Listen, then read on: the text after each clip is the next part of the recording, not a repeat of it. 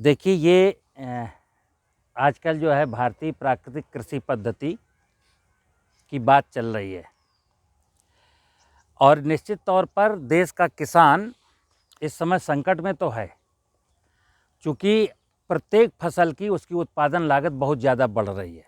क्यों? क्योंकि हमको क्रॉप को ग्रो करने में, उसको बढ़ाने में, फलने फूलने में अतिरिक्त रूप से यूरिया, डीएपी, पोटाश देना पड़ रहा है। फिर उसमें बीमारी और कीड़ा लगता है, उसके लिए हमको इंसेक्टिसाइड और फंजीसाइड देना पड़ रहा है। परिणाम ये हो रहा है कि जहाँ किसान की उत्पादन लागत बढ़ गई, वहीं पर ये पदार्थ जो रासायनिक पदार्थ हैं, चाहे केमिकल फर्टिलाइज़र हों या फिर पेस्टिसाइड हों, ये हमारी बायोडाइवर्सिटी को, सॉइल की फर्टिलिटी को ख़राब कर रहे हैं। साथ ही साथ ये रसायन हमारे भोजन में मिल करके मनुष्य की हेल्थ को भी ख़राब कर रहे हैं। तो आज की तारीख में अगर किसान की खुशहाली, जैसे लोग कहते हैं कि जब तक किसान खुश नहीं होगा तब तक देश समृद्ध नहीं होगा, और मैं क्या कहता हूँ, जब तक प्रकृति समृद्धशाली नहीं होगी तब तक किसान समृद्धशाली नहीं होगा। तो अभी प्राकृतिक खेती में हम प्रकृति की समृद्धि की कोई बात नहीं करते। हम कहते हैं किसान की आमदनी कैसे बढ़े। लोग कहते हैं किसान की आमदनी को बढ़ाना है, और मैं क्या कहता हूं, किसान की आमदनी को नहीं बढ़ाना, प्रकृति के वैभव को सुधारना है। किसान की आमदनी ऑटोमेटिक बढ़ जाएगी। क्यों? प्रकृति का परिवेश जितना खूबसूरत होता जाएगा, फिर हमको रासायनिक उर्वरकों की, पेस्टिसाइड की ज़रूरत कम होती चली जाएगी। तो पिछले जब आप मेरे फार्म हाउस पर गए थे, वो जो वीडियो बनाया था, बहुत सारे किसानों की क्वेरीज आ रही हैं और कुछ आपकी क्वेरीज थी कि ये कैसे बनता है, इसको एक आने से बताइए। तो ये मैं बताऊं कि जहां किसान खेती करता है, उस हर किसान को कई बार हमने रोग मारने के लिए, कीड़ा मारने के लिए, दीमक मारने के लिए, खरपतवार मारने के लिए कई बार वो किसान अपनी सॉइल में केमिकल यूज कर चुका है। अब जब किसान सॉइल में पेस्टिसाइड डालेगा तो पेस्ट मरेंगे ना, तो माइक्रोब्स भी मरेगा। बायो फर्टिलाइजर को प्रयोग करने की कहानी 50 साल पहले से चल रही है। राइजोबियम यूज करो। तो राइजोबियम कहाँ से लाया जाता है? भाई चने का राइजोबिया चने के जड़ में, गांठ में है। तो हम लाए तो अल्टीमेटली वहीं ज़मीन से हैं। अब हमने उसको डेवलप करके लैब में कहा बायो फर्टिलाइजर, ट्राइकोडर्मा डालो, बिवेरिया डालो, सुडोमोनास डालो, एसेटोबैक्टर डालो। कहाँ से आए हैं? नेचर से। अगर मैं बायो फर्टिलाइजर को प्रमोट करता हूं तो इट मीन्स ये स्वीकार करता हूं कि जमीन के माइक्रोब्स नष्ट हुए हैं। ठीक है ना? ये तो तय है कि जमीन में जो लाभदायक जीवाणु होने चाहिए वो अब नष्ट हो चुके हैं। अब प्राकृतिक खेती में, चूंकि खेती जब भी विषय आएगा तो सबसे पहले सॉइल आएगी। पहले सॉइल आएगी, फिर सीड आएगा, फिर क्लाइमेट आएगी, फिर बायोडाइवर्सिटी आएगी। इतनी चीज़ें हैं। सॉइल स्ट्रांग है, बीज अच्छा है, क्लाइमेट बेहतरीन है और बायोडाइवर्सिटी सुंदर है, तो फिर खेती में कोई लागत। और अभी क्या है? सॉइल कमज़ोर है, जलवायु परिवर्तन है, ग्लोबल वार्मिंग है, बायोडाइवर्सिटी नष्ट हो चुकी है। तो बायोडाइवर्सिटी को फिर से ठीक करना है, सॉइल की फर्टिलिटी को फिर से ठीक करना है, तो क्या करना पड़ेगा? पहली चीज़ आती है, जब तक मैं केमिकल नहीं छोड़ूंगा तब तक किसी मुकाम पर पहुंच नहीं सकता हूं, क्योंकि बायोडाइवर्सिटी की बात करते रहेंगे और बायोडाइवर्सिटी को केमिकल डाल के नष्ट करते रहेंगे। ग्लोबल वार्मिंग का रोना रोते रहेंगे और सॉइल का टेम्परेचर बढ़ाते रहेंगे, क्योंकि जिस सॉइल में माइक्रोब्स नहीं होंगे, जीव नहीं होंगे, तो वो हीटअप होगी। तो अगर सॉइल में अच्छी खासी क्वांटिटी में माइक्रोब्स हैं तो बफरिंग का काम करता है, उसका टेम्परेचर ऑटोमेटिक नहीं बढ़ता। जैसे आपके सामने ये ड्रम है जीवामृत का। अभी मैं जीवामृत बनाने की बात बताऊँ, एक चीज़ और बता दूँ, जब मई जून का महीना है, इस ड्रम को यहीं रखा रहने देना। बगल में 1 ड्रम पानी भर देना। 22 जून को दोपहर 2 बजे हाथ डाल के देखना तो पानी तो हीटअप हो जाएगा। और अगर ये ब्रात, ये जीवामृत मेरा अच्छी क्वांटिटी का है, अच्छी क्वालिटी का है, तो इसमें हाथ डालोगे तो ये ठंडा रहेगा। तो यही चीज़ सॉइल के साथ है। अगर सॉइल में माइक्रोब्स अच्छी खासी संख्या में हैं तो सॉइल कभी हीटअप नहीं होती है। और जहाँ जीवामृत डालेंगे, जैसे इस खेत में जीवामृत डालेंगे, उस खेत में नहीं डालेंगे। आप कभी भी गर्मी के सीज़न में टेम्परेचर नाप लीजिए, जिसमें जीवामृत डाला गया है उसका 2 या 3 डिग्री सेंटीग्रेड टेम्परेचर कम मिलेगा उस सॉइल का, ठीक है ना। तो ये तय है कि जीवाणु नष्ट हो गए हैं, हमको जीवाणुओं की पुनर्स्थापना करनी है। अब आया विषय कि जो जीवाणु नष्ट हो गए हैं वो हमको कहाँ मिलेंगे। तो मेरा जो अपना दिमाग कहता है कि जंगलों में जहाँ इंसान की दखलंदाजी नहीं है, रिच बायोडाइवर्सिटी का फॉरेस्ट एरिया है, बायोडाइवर्सिटी बहुत रिच है, वहाँ ये जीवाणु आज भी हैं। कई बार हमारे गांव में भी ऐसे एरिया मिलते हैं कि जहाँ 2-4 एकड़ में कोई दखलंदाजी नहीं है और खूब झाड़ झंखाड़ और पेड़ शीशम के, बरगद के, महुए के खड़े हैं, वहाँ भी माइक्रोब्स मिल सकते हैं। तो जब जीवामृत बनाने की बात आएगी तो हमको सबसे पहली आर्ट है कि मैं मिट्टी कहाँ से लाऊं। तो आपका दिमाग कहेगा मिट्टी कहाँ ऐसी है, कौन सा ऐसा जंगल है जहाँ की माइक्रोब्स हो सकते हैं, तो उस स्थान पर पहुँचे। आपको पता है यहाँ पर कोई दखलंदाजी नहीं है, ढेर सारा जो है बायोमास है और यहाँ पर जीवाणु हो सकते हैं। तो आप मिट्टी कब लाएंगे? अगर आप मई जून में मिट्टी लाएंगे तो मिट्टी ड्राई है, बैक्टीरिया ड्राई मिट्टी में नहीं है। तो मिट्टी कलेक्शन का सबसे उचित समय होता है लास्ट अगस्त में या सितंबर में। बारिश चली गई है, जो पत्तियां थीं वो सड़ चुकी हैं, उनके जो फल थे वो सड़ चुके हैं, माइक्रोब्स की संख्या बहुत ज़्यादा है, तो वो मिट्टी में लाता हूं। और 1 ड्रम में आप 5 किलो मिट्टी डाल करके उस ड्रम को 200 लीटर पानी से भर दीजिए और डंडे से आप उसको चला दीजिए। 2 किलो चीनी, 2 किलो आटा डाल दीजिए, डेवलप होने दीजिए। हर 5वें दिन 6वें दिन आप उस ड्रम को बस एक बार हिला दें, वॉच करते रहें। तो क्या देखेंगे कि 1.5-2 महीने के बाद उसके ऊपर सरफेस पर ब्लैक कलर की कुछ ग्रोथ आई हैं। तो जो ब्लैक कलर की ग्रोथ है वो सब नेगेटिव पैथोजन है, फसलों में रोग फैलाने वाले। उनको मैंने छन्नी से हटाया और बाहर कर दिया, फिर फीडिंग दे दिया, 2 किलो आटा 2 किलो चीनी, फिर हिला दिया। कुछ दिन बाद फिर वो ग्रोथ, अभी निगेटिव पैथोजन के खत्म नहीं हुए, फिर कुछ रह गया था तो फिर वो ग्रो करेंगे, फिर उनको छन्नी से हटा दिया। 3-4 महीना ऐसे करते करते करते करते ये जो लिक्विड था इसका कलर लाइट येलो होने लगेगा, इसमें कुछ गाढ़ापन आने लगेगा। आप इसको सूंघ के देखेंगे तो एक तीक्ष्ण गंध आएगी।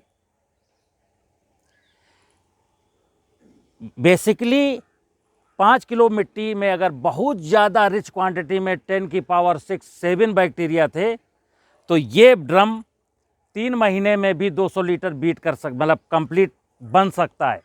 अगर उसमें 10 की पावर 3 थे तो इसी ड्रम को सैचुरेट होने में 5 महीना भी लग सकता है। तो इसका कोई हार्ड एंड फास्ट रूल नहीं है कि साहब 5 किलो मिट्टी डाला तो कितने दिन में तैयार हो जाएगा। तो जीके का प्रश्न नहीं है, ये डिपेंड करेगा मिट्टी कहाँ से लाए थे, मिट्टी किस महीने में लाए थे, उसमें नंबर ऑफ माइक्रोब्स कितने थे, ठीक है ना।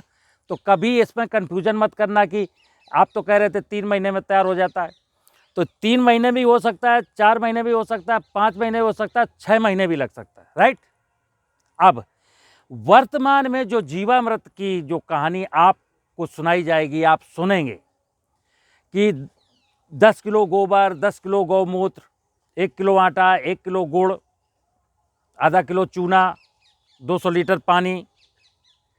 अब यहाँ आप चूंकि एग्रीकल्चर के पोस्ट ग्रेजुएट सारे लोग हो और कृषि सेवा में आप इंटर करने वाले हो, आप एक चीज़ समझिए, विज्ञान के अनुसार मैं बात कर रहा हूँ कि अगर गाय के गोबर में 1 ग्राम गोबर में करोड़ों जीवाणु हैं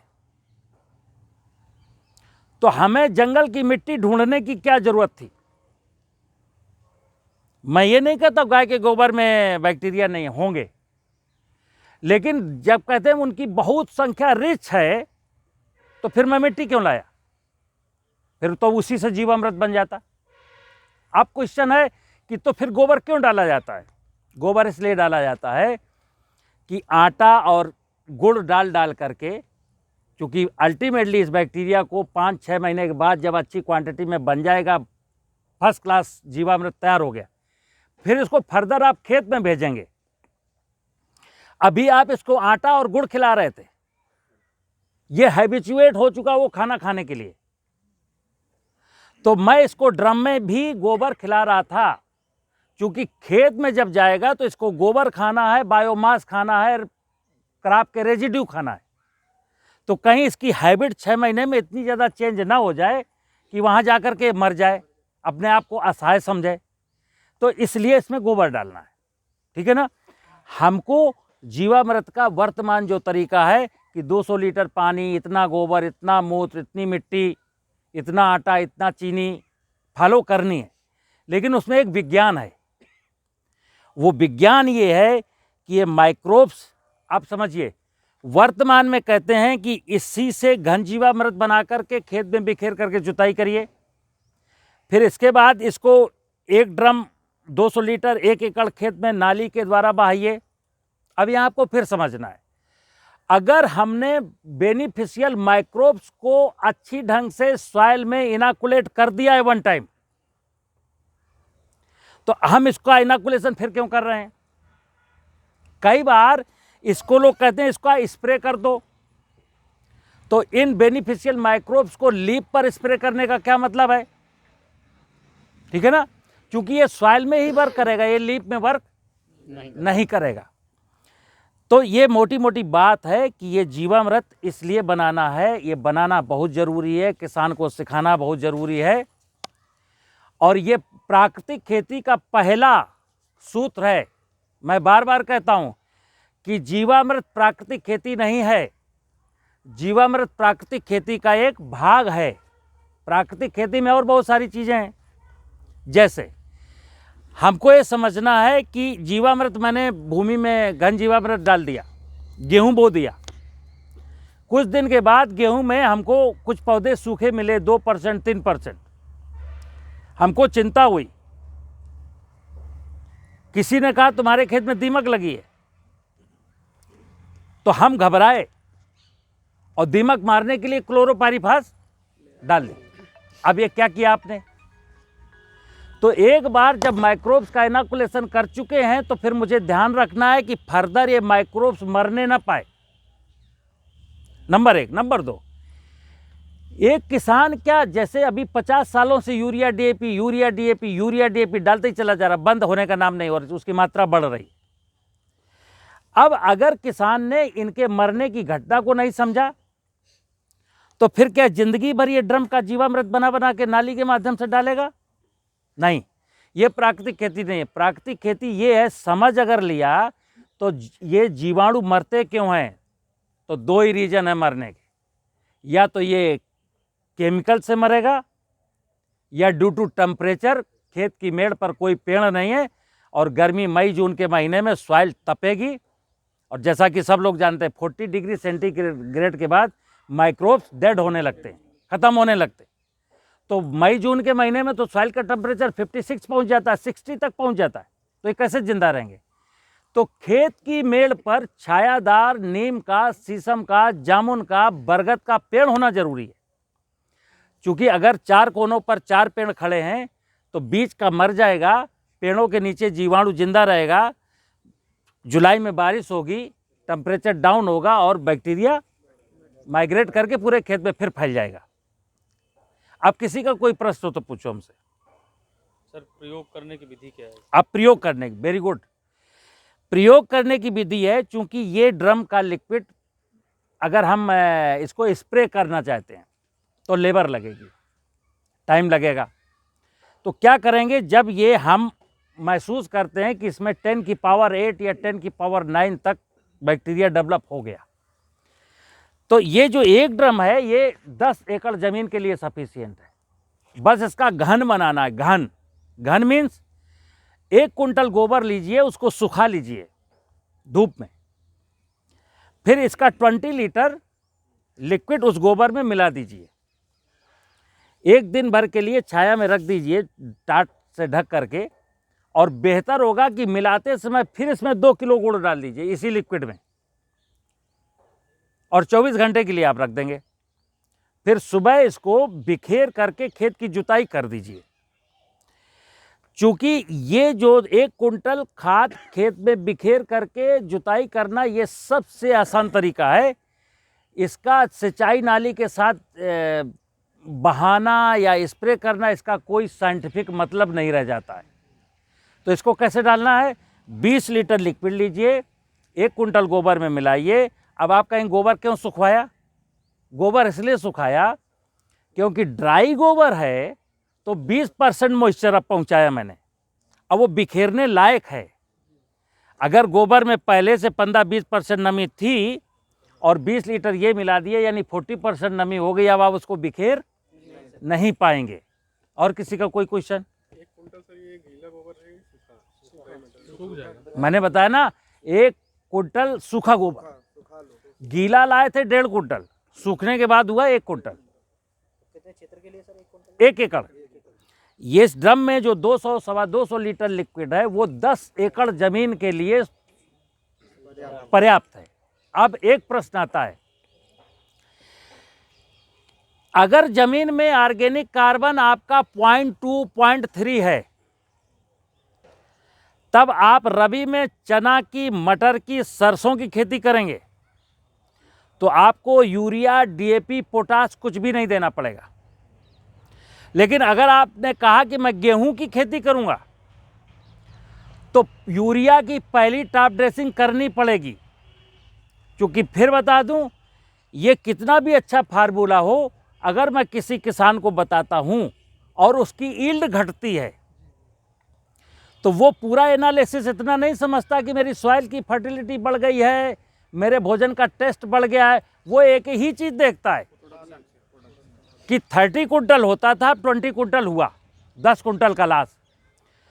तो आप अभी मुश्किल से 2 किसानों को ठीक से समझा पाए थे, और आगे जो 10 किसानों को समझाने वाले थे उसने पहले ही समझा दिया कि इनकी इस बेवकूफ़ी के बातों में मत पड़ना, मैं करके देख चुका हूं, मुझे घाटा हुआ।